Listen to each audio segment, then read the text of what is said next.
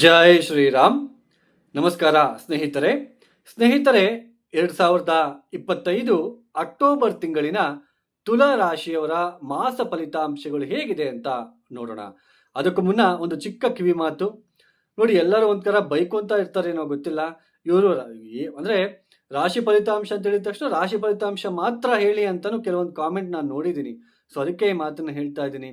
ನೋಡಿ, ಇದು ಜಸ್ಟ್ ನಿಮಗೆ ಒಂದು ನಾಲೆಡ್ಜ್ಗೋಸ್ಕರ ಇದನ್ನ ನಾನು ನಿಮಗೆ ಹೇಳ್ತಾ ಇರೋದು. ಒಂದು ನಾಲೆಡ್ಜ್ ನಿಮಗೂ ಬರಲಿ, ನೀವು ಕೂಡ ಅರ್ಥ ಮಾಡ್ಕೋಬೇಕು ಅನ್ನೋ ಉದ್ದೇಶದಿಂದ ನಾನು ನಿಮಗೆ ಇದನ್ನ ಪ್ರತಿ ವಿಡಿಯೋದಲ್ಲೂ ನಾನು ಹೇಳ್ಕೊಂತ ಬರ್ತಾ ಇದ್ದೀನಿ. ನೋಡಿ, ಈ ಗೋಚಾರದಲ್ಲಿ ಏನ್ ನಡೀತಾ ಇದೆ, ಗ್ರಹಗಳ ರಾಶಿ ಬದಲಾವಣೆ ಆಗ್ತಾ ಇರುತ್ತೆ ಅಲ್ವಾ.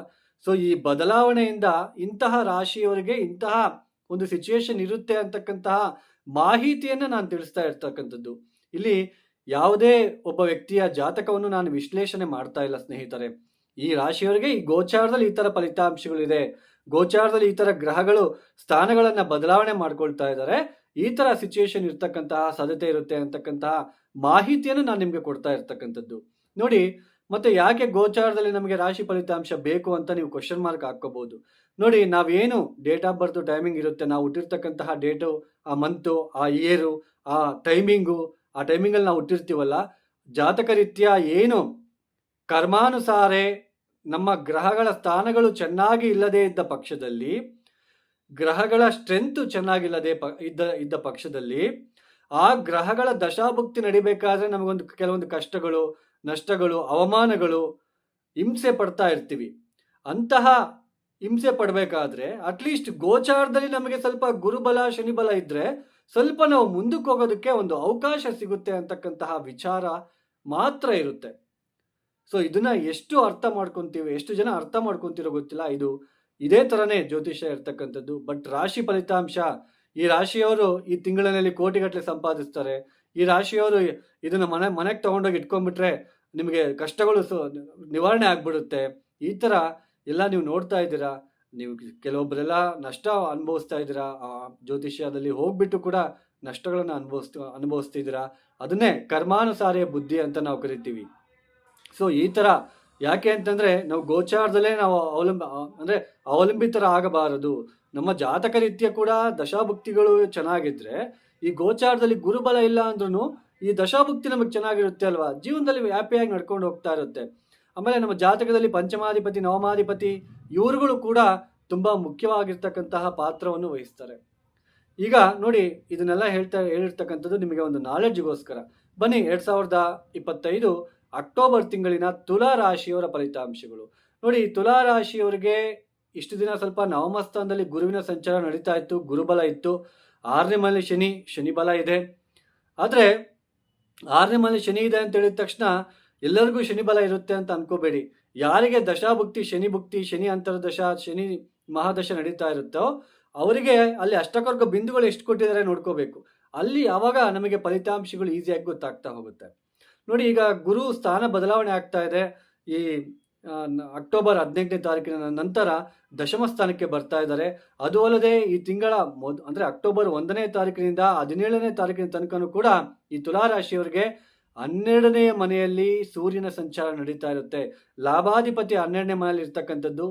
ನೋಡಿ, ಇಲ್ಲದೆ ಇರ್ತಕ್ಕಂತಹ ಟೆನ್ಷನ್ಸ್ ಜಾಸ್ತಿ ಇರ್ತಕ್ಕಂಥದ್ದು, ನಿದ್ರಾಹೀನತೆ, ನಿದ್ರಾಭಂಗ, ಸ್ನೇಹಿತರ ಜೊತೆ ನಷ್ಟ ಅನುಭವಿಸ್ತಕ್ಕಂಥದ್ದು ಅಥವಾ ಸ್ನೇಹಿತರು ಮೋಸ ಮಾಡ್ತಕ್ಕಂತಹ ಸಾಧ್ಯತೆಗಳು, ಅನಾವಶ್ಯಕವಾಗಿ ಶತ್ರುಗಳು ಬೆಳೀತಕ್ಕಂಥದ್ದು, ಈ ತರ ಸ್ವಲ್ಪ ನೆಗೆಟಿವಿಟಿ ಜಾಸ್ತಿ ಇರ್ತಕ್ಕಂತಹ ಸಾಧ್ಯತೆ ಇರುತ್ತೆ. ಸ್ವಲ್ಪ ಸಡನ್ ಆಗಿ ಕೋಪ ಬರ್ತಕ್ಕಂಥದ್ದು, ಈ ತರ ಸಿಚುವೇಶನ್ಸು.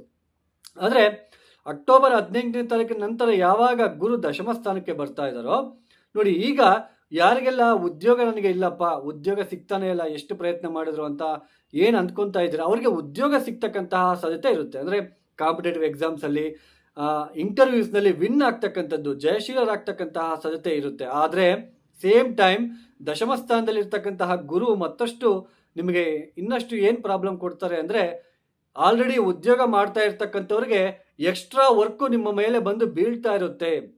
ಎಕ್ಸ್ಟ್ರಾ ವರ್ಕ್ ಲೋಡು, ಈಗ ನೀವು ಮಾಡ್ತಾ ಇರ್ತಕ್ಕಂತಹ ಪ್ರಾಜೆಕ್ಟ್ಗೆ ಮತ್ತೊಂದು ಪ್ರಾಜೆಕ್ಟ್ ಮಾಡಿ ಅಂತ ನಿಮಗೆ ತಂದು ಕೊಡ್ತಾರೆ. ಈ ತರ ಸಿಚುವೇಶನ್ ಅಂದ್ರೆ ವರ್ಕ್ ಹೋಲಿಕ್, ಬರೀ ಕೆಲಸ ಮಾಡಬೇಕು, ಕೆಲಸ ಈ ಸಮಯದಲ್ಲಿ. ಆಮೇಲೆ ನಿಮಗೆ ಕೆಲಸ ಏನೋ ಸಿಗುತ್ತೆ, ಕೆಲಸ ಹುಡ್ಕೊಂಡ್ಬರುತ್ತೆ, ಕಾಂಪಿಟೇಟಿವ್ ಎಕ್ಸಾಮ್ಸಲ್ಲಿ ನಿಮಗೆ ವಿನ್ ಆಗ್ತೀರಾ, ಅದೆಲ್ಲ ಚೆನ್ನಾಗಿರುತ್ತೆ. ಆದರೆ ಎಕ್ಸ್ಟ್ರಾ ಕೆಲಸ ಬೀಳುತ್ತೆ.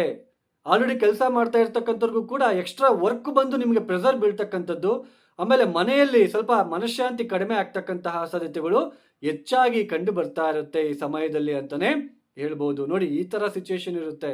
ಆಮೇಲೆ ಈ ಶುಕ್ರನ ಸಂಚಾರನೂ ಕೂಡ 12ನೇ ಮನೆಗೆ ಬಂದು ಕೂತ್ಕೊಂತಾರೆ. ಅಂದರೆ ಅಕ್ಟೋಬರ್ 9ನೇ ತಾರೀಕಿನ ನಂತರ ಶುಕ್ರ 12ನೇ ಮನೆಗೆ ಬರ್ತಾ ಇರ್ತಕ್ಕಂಥದ್ದು ಕೂಡ ಇದು ಕೆಲವೊಂದು ಸ್ವಲ್ಪ ಲಕ್ಸುರಿಯಾಗಿ ನಾನು ಇರಬೇಕು, ಲಕ್ಸುರಿ ಐಟಮ್ಸ್ಗೆ ನಾನು ಖರ್ಚು ಮಾಡಬೇಕು, ಈ ಥರ ಸಿಚುವೇಶನ್ ಬರ್ತಾ ಇರುತ್ತೆ. ಜಾಸ್ತಿ ಖರ್ಚು ಮಾಡ್ತಾ ಹೋಗ್ತೀರಾ ಈ ಸಮಯದಲ್ಲಿ. ಅದೇ ಹೇಳಿದ್ನಲ್ಲ, ಖರ್ಚುಗಳು ಜಾಸ್ತಿ. ಸ್ವಲ್ಪ ಅಕ್ಟೋಬರ್ 18ನೇ ತಾರೀಕಿನ ನಂತರ ಆದಾಯ ಕಡಿಮೆ ಕೂಡ ಆಗ್ತಕ್ಕಂಥದ್ದು, ಕೆಲಸ ಜಾಸ್ತಿ, ಸಂಬಳ ಕಡಿಮೆ, ಇದು ನಿಮಗೆ ಕಾಣ್ತಾ ಇರುತ್ತೆ. ನಾನೀಗ ಕೆಲಸ ಮಾಡ್ತಾ ಇದ್ದೀನಿ, ಓಕೆ ನಡೀತಾ ಇದೆ. ಆದರೆ ಅಕ್ಟೋಬರ್ 18ನೇ ತಾರೀಕಿನ ನಂತರ ಸ್ವಲ್ಪ ಎಕ್ಸ್ಟ್ರಾ ವರ್ಕ್ ಬೀಳುತ್ತೆ. ಅಂದರೆ ಆ ಎಕ್ಸ್ಟ್ರಾ ವರ್ಕ್ಗೆ ನಿಮಗೆ ಸಂಬಳ ಸಿಗೋಲ್ಲ. ಬಟ್ ಅದನ್ನೇ ಹೇಳ್ತಾ ಇರೋದು, ಶ್ರಮ ಜಾಸ್ತಿ, ಸಂಬಳ ಕಡಿಮೆ, ಅಥವಾ ಅದರ ಲಾಭ ಕಡಿಮೆ ಅಂತಕ್ಕಂಥದ್ದು, ಖರ್ಚುಗಳು ಜಾಸ್ತಿ ಆಗ್ತಕ್ಕಂಥದ್ದು, ಅನಾವಶ್ಯಕ ಜರ್ನೀಸ್ ಪ್ರಯಾಣಗಳನ್ನು ಮಾಡ್ಕೊಳ್ತಕ್ಕಂಥದ್ದು, ಸ್ವಲ್ಪ ಜರ್ನೀಸ್ ಜಾಸ್ತಿ ಮಾಡ್ತೀರಾ. ಸ್ತ್ರೀಯರ ಬಗ್ಗೆ ಸ್ವಲ್ಪ ಒಲವು, ಪರಸ್ತ್ರೀ ವ್ಯಾಮೋಹ, ಪರಪುರುಷರ ವ್ಯಾಮೋಹ ಉಟ್ಕೊಳ್ತಕ್ಕಂಥದ್ದು, ಈ ಥರ ಸಿಚುಯೇಷನ್ ಸ್ವಲ್ಪ ಕಂಡು ಬರ್ತಾ ಇರುತ್ತೆ. ಆಮೇಲೆ ಸ್ವಲ್ಪ ಪ್ಲೇಸ್ ಕೂಡ ಚೇಂಜ್ ಆಗೋದಕ್ಕೆ ಚಾನ್ಸಸ್ ಇರುತ್ತೆ ಈ ಸಮಯದಲ್ಲಿ. ಒಟ್ಟಾರೆಯಾಗಿ ತುಲಾರಾಶಿಯವರು ಈ ಥರ ಸಿಚುಯೇಷನ್ ಇರುತ್ತೆ. ನೋಡಿ, ತುಲಾರಾಶಿಯವರು ತಪ್ಪದೆ ನೀವು ಮಾಡಬೇಕಾಗಿರೋ ಕೆಲಸ ಏನಪ್ಪ ಅಂದರೆ, ಕಾಲಭೈರವೇಶ್ವರ ಗಾಯತ್ರಿ ಮಂತ್ರ ಎಷ್ಟು ಮಾಡ್ತೀರೋ ಅಷ್ಟು ಒಳ್ಳೆಯದು. ಅದಲ್ಲದೆ ಈ ಒಂದು ವಿಷ್ಣು ಆರಾಧನೆ, ವಿಷ್ಣು ಸಹಸ್ರನಾಮ ಎಷ್ಟು ನೀವು ಕೇಳ್ತೀರೋ ಅಥವಾ ಪಠನೆ ಮಾಡ್ತೀರೋ ಅಷ್ಟು ಒಳ್ಳೆಯದು. ಅಲ್ಲದೆ ಈ ಕಡಲೆಕಾಳಲ್ಲಿ ಗುಗ್ರಿ ಮಾಡ್ತೀವಲ್ವಾ, ಆ ಗುಗ್ರಿಯನ್ನು ಗುರುವಾರ ಸ್ವಲ್ಪ ಗಣಪತಿ ದೇವಸ್ಥಾನದಲ್ಲಿ ಹಂಚಲಿಕ್ಕೆ ಪ್ರಯತ್ನ ಮಾಡಿ. ಇನ್ನು ಈ ವಿಡಿಯೋ ಮುಕ್ತಾಯ ಮಾಡ್ತಾ ಇದ್ದೇನೆ. ಯಾರೆಲ್ಲ ಈ ವಿಡಿಯೋನ ನೋಡ್ತಾ ಇದ್ದೀರಾ, ಲೈಕ್ ಮಾಡಿ, ಶೇರ್ ಮಾಡಿ, ಸಬ್ಸ್ಕ್ರೈಬ್ ಮಾಡ್ಕೊಳ್ಳಿ. ಹಾಗೇನೆ ನೋಡಿ, ಯಾರಿಗಾದರೂ ಆಸ್ಟ್ರಾಲಜಿ ಕನ್ಸಲ್ಟೇಷನ್ ಬೇಕು ಅಂತಂದರೆ ಡಿಸ್ಪ್ಲೇ ಆಗ್ತಾ ಇರ್ತಕ್ಕಂತಹ ನಂಬರ್ಗೆ ನೇರವಾಗಿ ನೀವು ಕರೆಯನ್ನು ಮಾಡಿ. ಸರ್ವೇ ಜನೋ ಸುಖಿನೋ ಭವಂತು. ಧನ್ಯವಾದಗಳು. ಜೈ ಶ್ರೀರಾಮ್.